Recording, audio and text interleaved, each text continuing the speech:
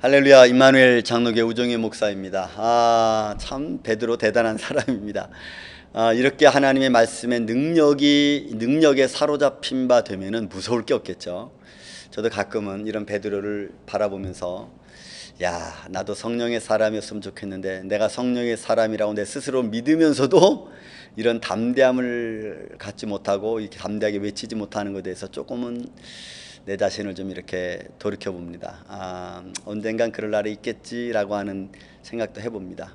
자, 오늘 말씀 한번 읽겠습니다. 여러분, 사도행전 3장 여러분 18절까지 제가 읽었는데 19절, 20절, 21절 말씀을 제가 읽겠습니다. 그러므로 너희가 회개하고 돌이켜 너희 죄 없이 함을 받으라. 이같이 하면 새롭게 되는 날이 주 앞에로 이를 것이요, 또 주께서 너희를 위하여 예정하신 그리스도 곧 예수를 보내시리니 하나님이 영원 전부터 거룩한 선지자들의 입을 통하여 말씀하신 바 만물을 회복하실 때까지는 하늘이 마땅히 그를 받아두리라. 아멘. 자, 여러분, 이제 어저께 제가 말씀드렸습니다. 베드로가 우리에게 찬스를 줬다고, 회개할 수 있는 찬스를 줬다고 제가 말씀드렸습니다. 그 찬스가 하나는 내가 알지 못하고 했기 때문이라는 말씀이고, 또 하나는 예수 그리스도의 죽음이 이미 선자들을 통해서 이렇게 된다는 것을 말씀해 준 것을 이루셨다라는 것 때문에 찬스의 길을, 회개할 수 있는 길을 받았습니다. 아니나 다를까 여러분, 베드로가 바로 외칩니다. 그게 오늘 본문의 말씀이에요. 19절 바로 외칩니다. 그러므로 너희가 회개하고, 회개하고 바로 들어가는 거죠. 다시 말씀드립니다. 어제 말씀드린 거 다시 말씀드립니다.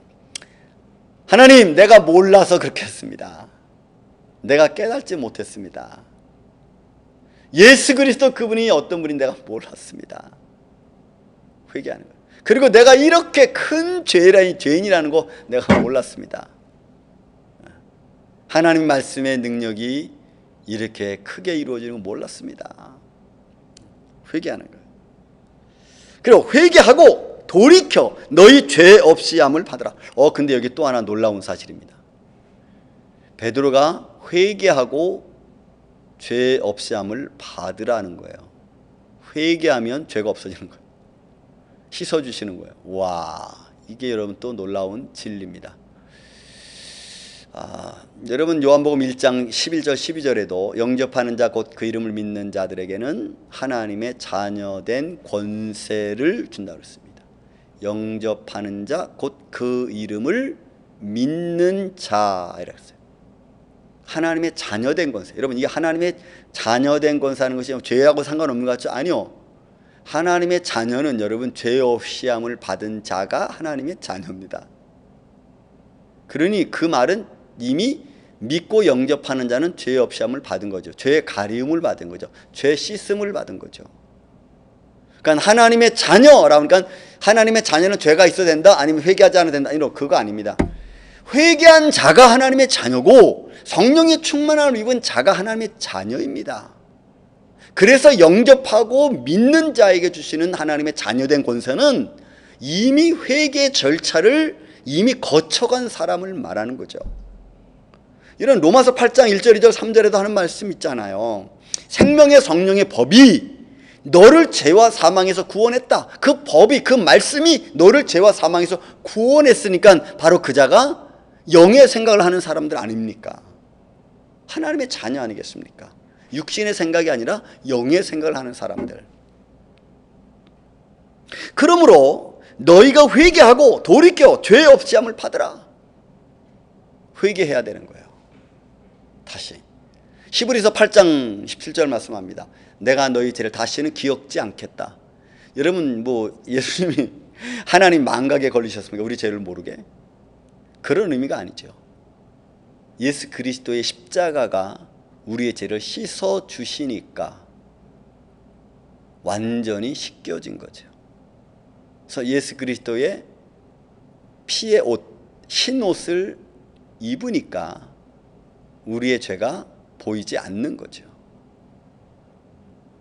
이런 그것을 지금 말하는 겁니다. 그래서 회개하고 너희가 죄 없이 받으라.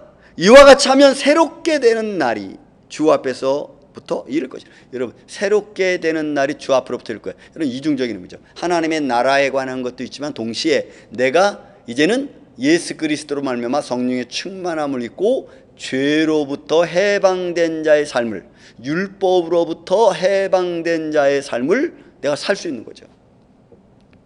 이런 구원이 어디서 이루어집니까? 이런 말씀에서 이루어지는 거죠. 말씀이 구원이에요, 여러분. 말씀이 치료입니다. 말씀이. 이런 말씀이 치료지, 무슨 신의 능력을 받은 사람이 병자를 고칠 수 있고, 뭐 신의 능력을 받은 사람이 뭘 할 수, 아닙니다, 여러분. 그거는 그냥 사역 중에, 성령의 사역 중에 나타나는 하나를 그렇게 이야기한 거지, 궁극적으로 그것도 말씀으로 말미암아된 거예요. 말씀이 치료입니다, 여러분. 말씀이 능력이고.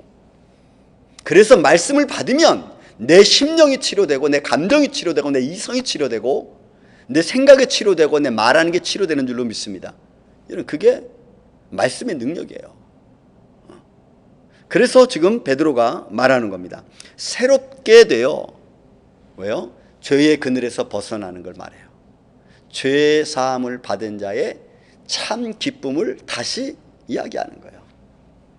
여러분, 우리는 하나님의 자녀입니다. 믿습니까? 하나님의 자녀입니다. 우리는 말씀을 가졌습니다. 믿습니까? 예, 말씀 우리는 가졌습니다. 그 말씀 안에서 성령님이 내 안에 역사하는 하나님의 자녀입니다. 할렐루야. 그런 우리가 하나님 앞에 나아갈 때, 세상 앞에 나아갈 때 우리는 담대해야 돼요. 하나님 앞에서도 죄송하면 우리가 담대해야 됩니다. 왜? 내가 하나님의 자녀니까. 여러분, 자녀들이 아빠 앞에서 담대하게 얘기하잖아요. 아빠, 나 이거 사줘. 우리는 하나님의 자녀입니다. 하나님은 그렇게 우리가 담대하길 원하십니다. 그런 믿음 안에서 오늘 저와 여러분이 살아가시고, 여러분, 오늘도 우리에게 생명을 주셨습니다. 오늘 하루 우리가 살아갑니다. 무슨 일을 만날런지 우리는 알 수 없습니다. 제가 늘 자주 쓰는 말 중에 이 말이 있습니다. 오늘도 여러분들이 이렇게 살 수 있는 것은 여러분들이 알지 못하는 곳에서 오늘 하나님은 우리를 향해서 수많은 기적과 표적을 행하시기 때문에, 나를 위해서 행하시기 때문에 내가 지금 살아있는 겁니다. 내가 존재하는 겁니다. 그거 믿으십니까? 만약 그 어느 하나도 이런 핀이 안 맞고 삐끗하면은 내 삶에 미치는 영향이 어떤 건지 우리는 알 수가 없어요. 그렇다면 내가 이렇게 존재하는 것은 하나님의 은혜이죠. 하나님의 은혜. 하나님의 자녀의 모습입니다. 오늘 베드로가 찬스를 주고, 그리고 바로 들어갑니다. 회개하라. 그리고 죄 없이 함을 받으라. 그리고 새롭게 되는 날 주 앞에 내가 이룰 것이다. 이 기쁨의 한날, 여러분, 오늘도 주님의 성령으로 충만해서 많은 사람들과 같이 은혜를 나눌 수 있는 복된 하루가 되시기를 저는 주의 이름으로 축원을 드립니다. 감사합니다.